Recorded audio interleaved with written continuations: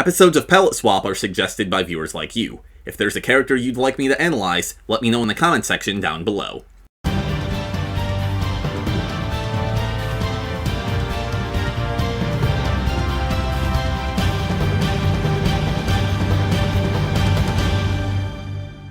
Good morrow everyone, Silvershire here, and welcome back to Palette Swap, where I rank the costumes and character designs of your favorite fighting games. And by your favorite fighting games, I really do mean your favorite fighting games, because I've always been more of a Namco guy. Today, we're looking at the first lady of fighting games, which is Blatant Typhoon Galerator by the way, Chun-Li. But before we begin our analysis, here's a quick refresher course on who Chun is and what we should be looking for in her character designs. From a young age, Chun-Li was fascinated by the martial arts that she saw in movies and stage plays. As she grew up, she trained in numerous styles, most notably her father's kick-centric brand of Kung Fu. But if you've watched the previous episodes of this series, you know that father of a fighting game character is pretty much the deadliest profession there is, so one day, he mysteriously vanished. Determined to get to the bottom of things, Chun became a criminal investigator for Interpol. She eventually learned that her father was killed by Mike Bison, leader of the villainous Shadowloo organization. Conveniently, Shadowloo was also the host of the World Warrior Fighting Tournament, for which Bison was the final boss. Chun entered the tournament to avenge her father and destroy Shadowloo once and for all. Or at least until Bison comes back as DLC in Street Fighter VI.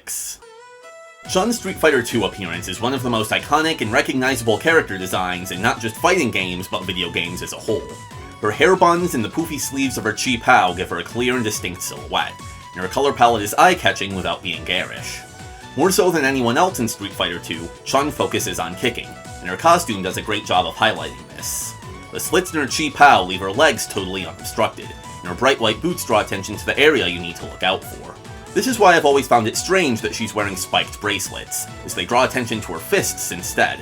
Also, aesthetically speaking, they call to mind punk counterculture, which is basically the opposite of what a police officer represents. However, they do add some much-needed toughness to an otherwise gentle-looking design, and they're memorable accessories that help her stand out from the crowd. 8 out of 10. I usually cover alternate colors in this series, hence the name, but if I did that with Street Fighter we would be here all day, so I'm only going to mention palette swaps if I find them particularly noteworthy, which isn't the case for any of her Street Fighter II colors. Street Fighter Alpha is a prequel to Street Fighter II that shows us a slightly younger version of Chun. It's a much simpler design that takes cues from modern athletic wear. Having such a short vest accentuates the length of her legs, as do the yellow stripes running down her unitard.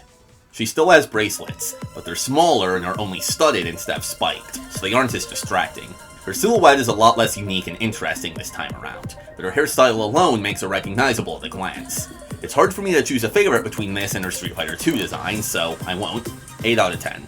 Her Street Fighter II and Alpha costumes have reappeared several times throughout the series and its various spin-offs. Since I don't take graphical improvements into account, the same score applies for all of them. Street Fighter IV is where alternate costumes really took off, and Chun got 5 brand new designs. Her first ult is this elegant black and gold dress. It does some of the same things as her classic look, but I don't think it's quite as effective. Her shoes are once again the brightest color on her whole outfit, but since they're just little flats instead of boots and don't have the dark tights to contrast against, they're not super noticeable. On a more fundamental level, this doesn't really shake things up enough for Chun's first alternate costume in years. I do like that her hair and dress are tied using the same red and gold rope, as that adds a sense of visual cohesion, and the bracelets fit in a lot better here. 7 out of 10. Her second ult is an elaborate getup that reminds me of what you might see at a Beijing opera. I'm not sure if that's actually what it's supposed to be, but it would make sense given her origin. Her hair braids, ribbons, gradiented sleeves, patterned dress, and pom-pom-adorned shoes are all eye-catching design choices, but I don't think they work together well. When you put all of them on one outfit, it's just busy and unfocused. The colors are also a lot of a lot. We've got cyan, purple, a few shades of pink, red, white, and gold, and all of them are pretty saturated. Sometimes less is more. 4 out of 10. Most of this costume's alternate colors are improvements simply because they have more limited palettes. There's also an alternate color that removes her sleeves, which helps out a lot. If anything, this one could do with a little more color, but I think it's the best of the bunch. Her last 3 ults all follow a certain theme, as they were released in packs alongside those of other characters. First is her summer vacation outfit. Despite a simple concept, there are a lot of accessories to spice things up. I especially like that she has a backpack, both because that's pretty unique for a fighting game character and because it effectively communicates the vacation theme. Plus there's a cute little bear on it. Though this costume is also very colorful, I think it works a lot better than her previous ult, as it focuses on a few main colors and saves the rest for small details. Her shirt could do with a better pattern though. It's just one big diagonal stripe, which isn't very interesting. I'm not a fan of the compression sleeve on her knee either. 6 out of 10. A few of this costume's alternate colors add a star design to her shirt and replace the stripes on her legs with a color gradient, which I definitely prefer. Next is her wild costume, which is inspired by a phoenix, or possibly by the vermilion bird of the south from Chinese lore. The wild costumes are pretty awful in general, but Chun's is an exception to that, mainly because it doesn't take the animal theme too literally. It's a stylized design like you might see at a festival or a stage play. She's wearing a dark red version of her classic qipaos, which you could argue is lazy or boring, but given how unusual the rest of her outfit is, I think it's smart to maintain a familiar element. The color palette is mostly understated, which makes the bright yellow of her arms and legs stand out. While that works well for the taloned boots, it once again draws too much attention to her arms, especially since they should be filling the role of a bird's wings rather than its feet. Also, her brown leggings really blend in. 7 out of 10. A couple of the alternate colors fix that last problem, but at the cost of not looking very phoenixy. Last is her horror costume, which turns her into a ghost bride. Suddenly I have an urge to listen to Rob Zombie. Her white and gold dress is beautiful yet tattered, which is perfect for this kind of design, and combined with her blue skin, it sort of resembles her classic color palette. Her hair being pulled up into a single bun combines the style of a traditional Chinese bride with Chun's usual appearance. My only gripe with this costume is that her makeup is way too good for a corpse. They were going for a running mascara thing, but it's too clean and symmetrical, so it looks like it was done on purpose. That's a nitpick though. 8 out of 10. Her alternate costume from Street Fighter Cross Tekken is just bizarre. I assume it's supposed to be a maid outfit, which is already weird enough, but it doesn't even commit to that. I'm struggling to even find anything to say about it. 2 out of 10. Street Fighter Cross Tekken also gives everyone swap costumes inspired by characters from the other series. Chun's is based on the character Panda, who, for those of you who are unfamiliar with Tekken, is a panda. This is such a creative design. I love how it combines the panda aesthetic with Chun's classic look, such as using her hair buns for the ears. My only criticism is that she's wearing her regular bracelets. They look alright, but Panda has bracelets of her own that I think would have served the design way better. They would not only add a splash of color to the mostly monochromatic palette, but also tie the costume to Tekken's panda specifically, instead of just pandas in general. Better yet, they could have put spikes on the bracelets as a combination of the two. Still, this is so fun that I gotta give it an 8 out of 10. Her alternate costume from Marvel vs. Capcom Infinite is a casual look.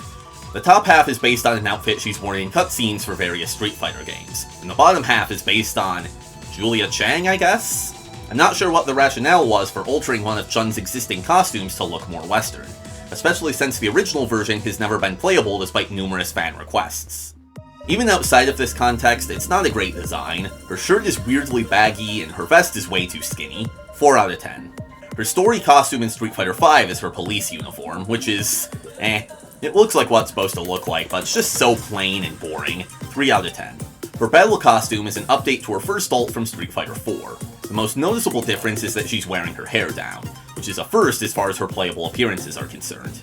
She also has a gold design on the top of her dress. I like both of these changes, but I don't like the addition of white to her color palette. It replaces some of the red, which makes her less colorful overall, and her shoes are now the same color as her bracelets, so they're no longer a point of interest.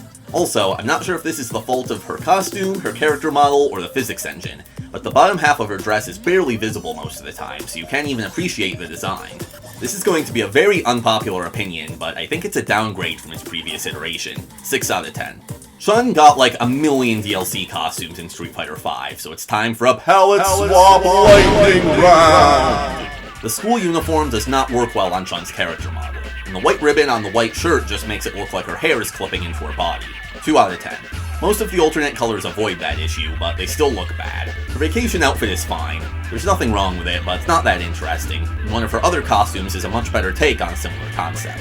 5 out of 10. Her pajamas are just awful. 1 out of 10. Her undercover cop outfit is slightly less boring than her story costume. Not that that's a high bar to clear. 4 out of 10. The bare midriff on her special ops outfit kinda defeats the purpose of a bulletproof vest. 3 out of 10. Her training outfit is just a worse version of her Street Fighter II design.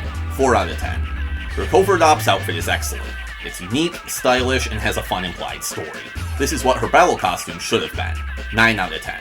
Her wedding gown looks alright, but it's super generic, especially compared to her horror costume. 5 out of 10. I love the black and red version though. Her Capcom Pro Tour costume feels like a step down from Covert Ops, but still great. 8 out of 10. Her professional outfit is boring. 3 out of 10. Her swimsuit does a much better job of converting Chun's classic look into beachwear. I like the pattern on her perio, and the bracelets are a nice touch. 8 out of 10. Her Morgan costume looks good, but I'm not that excited by straight-up cosplay. I prefer something like the swap costumes from Cross Tekken. 5 out of 10. Same thing goes for her June cosplay, except I also hate the costume it's based on. What are those misshapen lumps on her knees? 4 out of 10. The tracksuit has the most going on out of all her casual outfits, but I still don't know why anyone would want to use it. 5 out of 10. Her BCRF costume is super busy and I'm not really sure what it's going for, but it's supporting a good cause so I won't be too mean. 4 out of 10. I do think the white version is a slight improvement. Whew, okay, only one more left, and I can take my time with this one. Street Fighter VI is the first game in a while that actually moves the story forward in the timeline. Following Bison's probably temporary defeat, Chun has retired from the force and is now running an orphanage/dojo. Her costume this time around is graceful, elegant, and reserved, reflecting her newfound role as a mentor rather than a street fighter. The vibrant colors of her youth have given way to subtler tones, although her legs are still a comparatively saturated blue. The triangular pattern on her bracelets mimics the spikes from her classic design while not being so overtly aggressive, which is a brilliant choice. Chun has been stuck in the same 2 default outfits ever since Alpha, so I'm glad that her appearance has finally been updated to match her lore. It's a fresh take, but one that's still totally recognizable as Chun-Li. And on top of all that, it's just pretty. There are a ton of intricate decals on her qipaos that take full advantage of the new, more realistic art style. This is a 10 out of 10. And with that, we have ranked every single Chun-Li costume.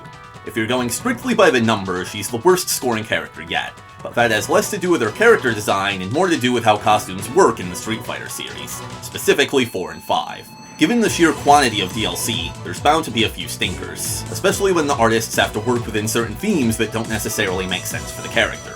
So it's not really fair to compare Chun-Li to characters from Soulcalibur or Tekken, who have fewer, more carefully curated designs. If we only count her default appearances, those being from 2, Alpha, and 6, she fared a lot better. But that's just my opinion, so what do you think? Let me know in the comment section down below if you agree or disagree with any of my rankings. Also, let me know which character you'd like to see next. For episode 8, we're returning to Soulcalibur to discuss Heishiro Mitsurugi, as requested by CyberPhoenix. In the meantime, thank you so much for watching, I hope you enjoyed, and until next time, I bid thee farewell.